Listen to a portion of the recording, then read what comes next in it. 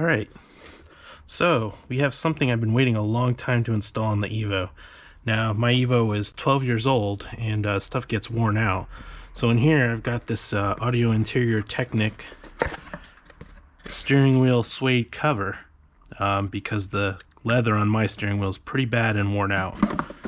So we've got instructions here, kind of explains how to stitch it and how to put the cover on. And there's also YouTube videos on how to do this. So I won't go into too much detail, but here's the cover itself, and you can get this in suede or an Alcantara. They cut the material for your steering wheel. Now, you can also choose the stitching, and then I don't have a stripe, but you can have a stripe put in the center of the steering wheel so that you have a centering mark. Now, they even put this nice little sticker here, tell you which side goes which direction. So this will wrap around the steering wheel like so, and we'll be stitching it up around the stock cover. They also give you your color choice of thread, some needles, and then these neat little clipper things. And then lastly, you also get double-sided tape to kind of fixture it on there while you stitch it. And then you get this little kind of flat spatula, which is basically intended for you to tuck the fabric in underneath the steering wheel trim. So if you kind of read the directions, it kind of tells you that, I believe, yeah, you can kind of see, it tells you to kind of tuck it in. But we're going to do something a little bit different. They say you can do this inside the car, and that sounds kind of difficult to me, so I'm going to go ahead and I'm going to remove the steering wheel from the car. But first we got to disconnect the battery because you don't want the airbag going off. So let's go do that. All right, we're in the back. Let's go ahead and pull this cover out. Gonna cheat a little bit. Use my power tools. Get that off. Go ahead and take off this nut for my if you watched any of my previous videos, you know that I had a fuel pump relay I added so I could direct wire my pump. That's what that lead was for. Now we'll take off the positive for the battery itself, put that to the side. Let's go ahead and just put this on here so we don't lose it. All right, let's get inside. Let's get inside the car, and let's pull the steering wheel and the airbag off so that we can work on this steering wheel cover on the bench. Okay, so to get the steering airbag off, there's these little holes on the side of the steering wheel. You want to take a Torx T6. You can't really see in there very well. You want to break them loose. There's one on each side. That should loosen our airbag so we can disconnect it and pull it out. So let me finish that up off the camera so I don't lose these screws. Okay, so once you've loosened the screws, you might have a little bit of trouble. You might have to wiggle it out, or if you get a magnet, you can kind of pull the screws out part of the way. You might not be able to still get them out all the way because you need a really strong magnet. And that helps wiggle it loose. You can see these were the two tabs that it threaded into. And actually, the nice thing about this airbag is you can just take this one clip, I believe, and unplug it. So let's figure out how that undoes. Try not to scratch everything up too much.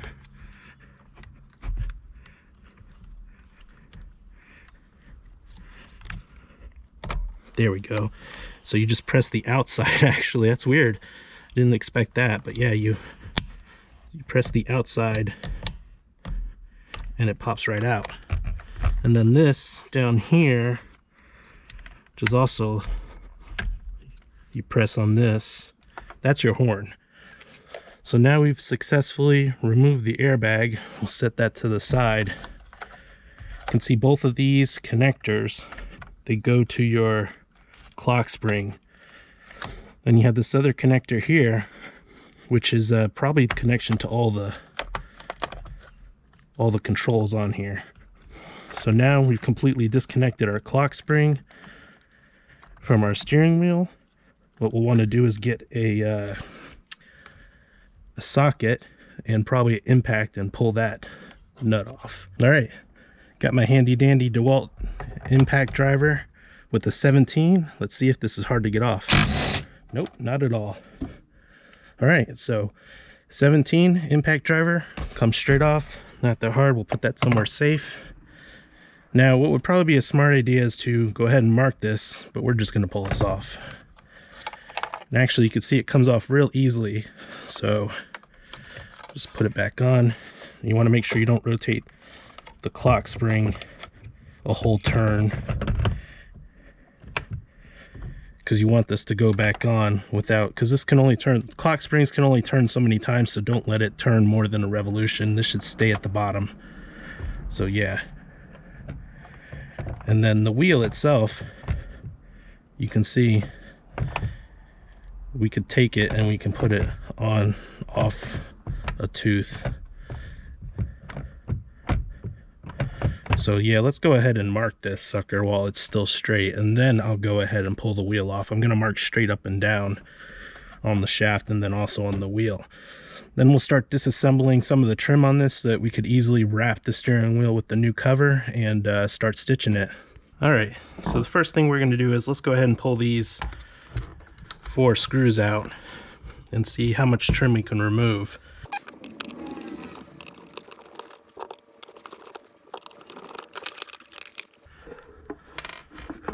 All right, so surprisingly enough, the trim actually comes off the back, and you can see there's a connector here.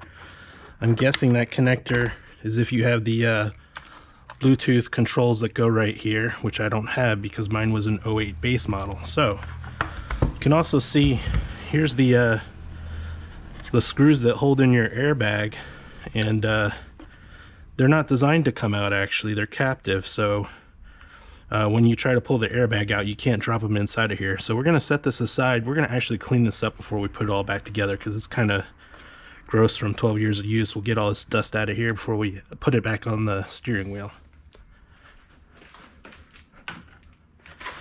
All right, so let's flip this over. It looks to me like basically there's 2 screws here and then 1 on each side to pull the silver trim off. So let's go ahead and go after those.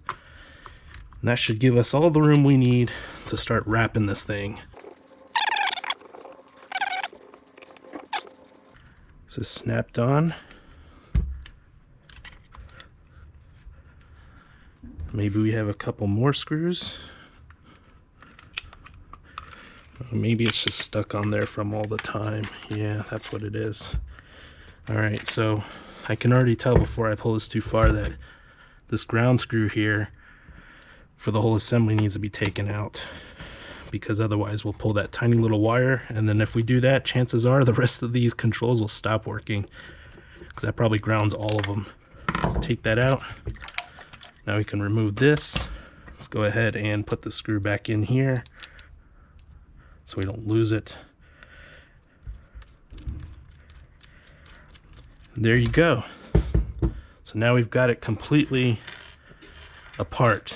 Let's go ahead and take this, put it somewhere safe as well. We'll do some cleaning to this too. I really want to replace this switch because you can see it's kind of worn away there from all the handling, but they're obsolete. So I actually tried to order one of these from the Mitsubishi dealership, and they told me they can't get them anymore. Mitsubishi doesn't make them. So if you have an 08, you might want to try and find one of these somewhere that's in better condition, because you're not going to be able to get it. And you can switch steering wheels and you can move the switch, but I kind of like it where it is, and kind of tells me what year the car is. It's kind of specific to that base model 08s. All right, let's put this to the side.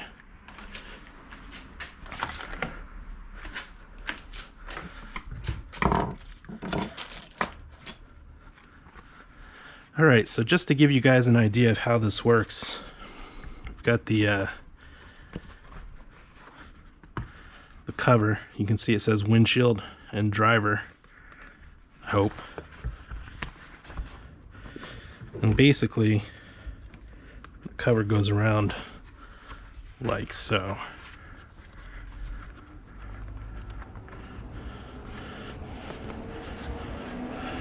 It is tight, which is a good thing. Let's get a little bit of adjustment on it. We're basically going to stitch this sucker up around here to cover the old busted leather.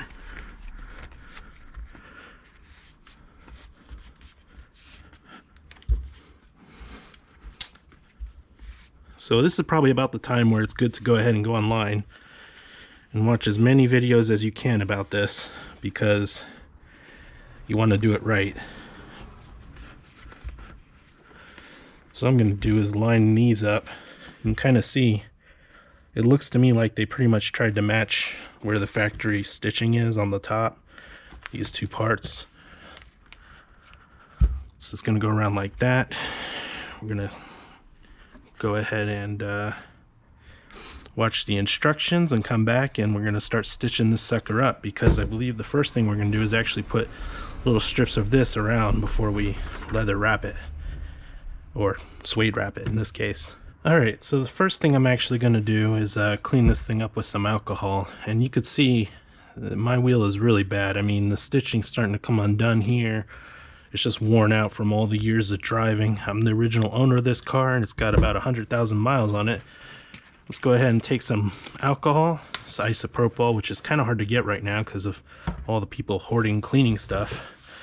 Let's go ahead and give this a little bit of a clean, get some of this dirt off so that the double-sided tape will stick to it. You can see there's definitely some dirt on there. So now what we're going to do is strategically put some strips of this around to basically hold the cover in place.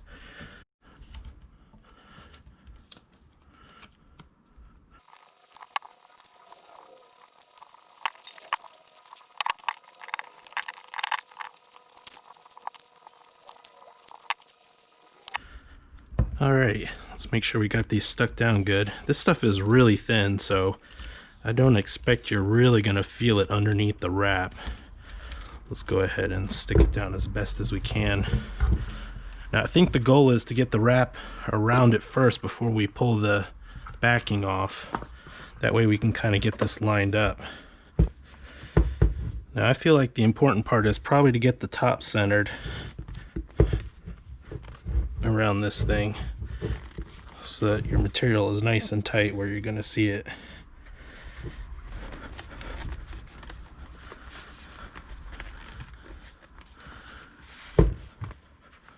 Okay.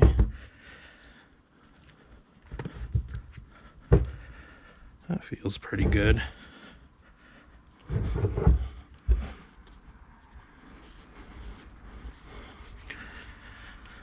Alright, so here's for the part that kind of the center of no return. I saved some tape, so if this doesn't end up being proper, you can kind of fix it hopefully.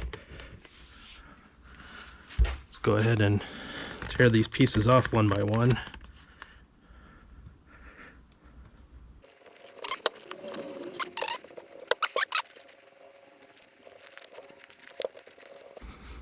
Alright, and we'll be back in a little bit. Once I get all these pieces torn off and kind of get this centered, we'll get into the stitching part.